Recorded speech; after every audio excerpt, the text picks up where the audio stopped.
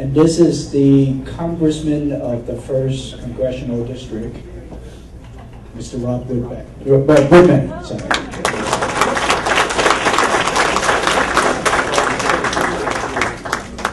Well, Matt, thank you, folks, and good evening. It truly is an honor and a privilege to be here with you this evening. I want to thank the leadership here. Chairman Whitback, thank you for all that you're doing for our party, really spearheading this effort here. We have Chairman Stewart that's here too. He spearheaded this effort to make sure we're there. Matt, thank you for your leadership here. Everybody's on the same team, pulling in the same direction. General Mizakawa, thanks for your great words and what you're doing there, helping our soon-to-be President Trump. Folks, this is truly one of those watershed moments. And I know that term gets overused. You know, every election is the most important election, but we really are at one of those fundamental tipping points for our nation. And I want to expound on what you heard from Matt and what you heard from General Mizakawa about national security. I have the honor of serving on the House Armed Services Committee, where I chair the Readiness Subcommittee. And I can tell you, folks, I've had the opportunity to travel to the Asia Pacific to visit with our allies there.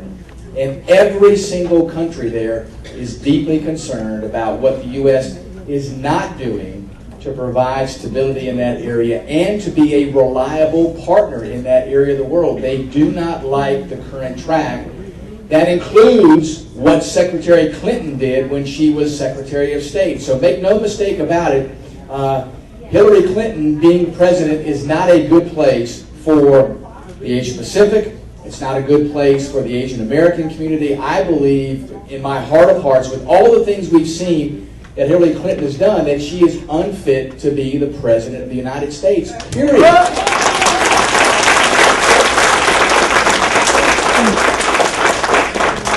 I know in talking not only with Mr. Trump, but the folks around him. Mike Pence is a good friend of mine. He and I served together. Let me tell you, Donald Trump knows what it will take to bring this nation's national defense back to where it needs to be. He will, without question, support the brave men and women of our military that don the uniform, that deserve our support, that need our support today, that in many instances do not have the proper training, do not have the proper equipment to do the job that we ask them to do. That is our fundamental duty as a nation. It's the fundamental duty of the President of the United States to do that. It's his constitutional duty.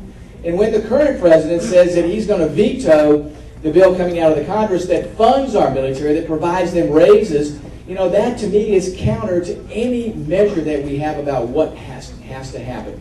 And that is reflective, too, of Secretary Clinton. So I urge you all to look closely about what's happening with this administration, the policies that come out of there, what he has done, and Secretary Clinton has done, whether it's Libya, whether it's Benghazi, all those instances where they have not done what's in the best interest of this nation's security, period. It's a clear choice. Donald Trump must be our next president, period. Secondly,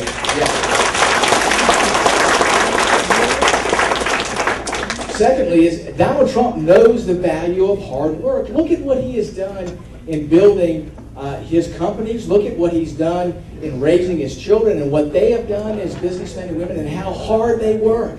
He knows the work ethic. He knows what it will take to truly bring this nation back and make it great again. Don't we want somebody that sets that example, that shows he knows what to do to really bring out the greatness in this country, to get our economy back, to get us where we know we need to be? Donald Trump is the man that will do that. So you take national security.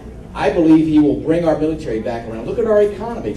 He knows business. He knows how to work hard. He will bring our economy back around. He will make our government work more efficiently. He will make sure that the regulations that today absolutely cripple our businesses, he will peel those layers of regulation back. Folks, here's an interesting statistic. If you take the total cost to the United States of regulation at the local, state, and federal level, and you were to add it up, it would be equal to the 9th largest economy in the world. Think about that. It would be just smaller than the country of India. Now think about what we could do just peeling those regulations back, just some of them. Donald Trump, I know, is going to do that and will, I believe, lead to an economic renaissance in this country. I want to ask you to do this. We know that none of this happens unless we get Donald Trump into office. It is important that everybody come out to vote. And I'm going to ask you to do this. I'm going to ask you to commit to doing what I call +5. Each and every one of you in this room, I ask that when you go home this evening, that you talk to your friends and family. You five people that will commit to go out and vote.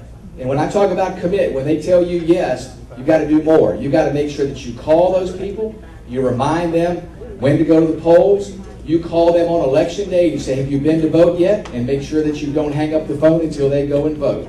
And then you make sure that those 5 people that you contacted, you get them not only to commit to come out and vote for Donald Trump, but that you get them to commit to do the same, to get 5 other people to come out to vote. And ask that they continue that on and ask them to do the same thing to their friends and family as you have done to them. Get commitment and make sure that you follow through. That's the key in this, is getting folks coming out to vote. And some people tell you yes. Yes is good. Yes is the first step, but yes doesn't close the deal. Yes only says that they're interested in getting this done. You make sure you follow up, get them to come out and vote. If they do that with their friends and family, folks, we will win this election. Make no mistake about it. We can and will win Virginia, and this is one of those swing states. It is critical for us to be able to do that. With the help of each and every one of you in this room, we will be victorious in 2016. We will take back the White House. We will hold majorities in the House and Senate. We will indeed turn this nation around, folks, and we will make America great again. May God bless each of you. May God bless our great Commonwealth of Virginia. And may God bless our United States of America.